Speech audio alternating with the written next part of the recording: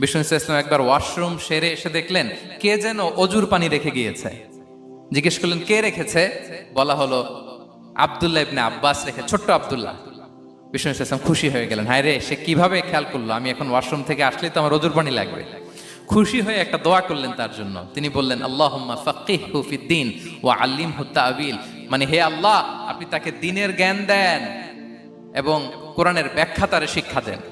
বিশ্বনবীর এই দোয়া এমন ভাবে কবুল হয়েছে, এই আব্দুল্লাহ ইবনে আব্বাস যত মুফাসসির পৃথিবীতে আসবে সকল মুফাসসিরদের সম্রাট হিসেবে আল্লাহ তাকে কবুল করেছেন। বিশ্বনবীর দোয়া তারা পেয়েছেন।